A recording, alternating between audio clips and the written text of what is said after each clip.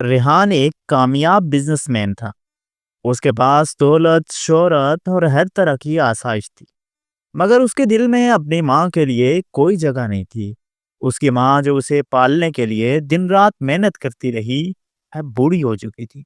وہ اکثر ریحان سے ملنے کی خواہش کرتی، مگر ریحان ہمیشہ کاموں میں مصروف رہتا اور کہتا، ماں میرے پاس وقت نہیں ہے۔ ایک دن ماں بیمار ہو گئی۔ اس نے کئی بار ریحان کو بلایا، مگر وہ کہتا رہا، امی میں بزنس ٹرپ پہ ہوں، واپس آ کر ملوں گا۔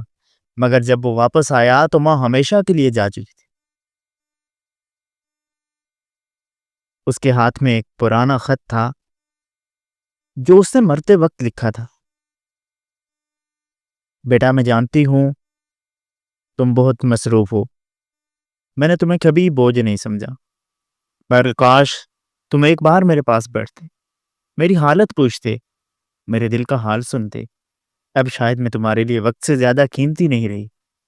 خدا تمہیں کامیاب کرے، مگر یاد رکھنا دولت سب کچھ نہیں ہوتی، ماں کی دعائیں سب سے بڑی دولت ہے۔ یہ خط پڑھ کر ریحان پھوٹ پھوٹ کر رونے لگا، مگر اب کچھ بدل نہیں سکتا تھا، وہاں جا چکی تھی، وہ اس کی آخری خواہش بھی ادھوری رہ گئی تھی۔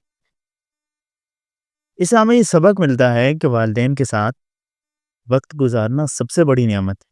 دنیا کی مصروفیات میں اتنا نہ کھو جائیں کہ اپنوں کی محبت کو کھو بیٹھیں، کیونکہ بعد میں صرف پچھتاوا رہ جاتا ہے۔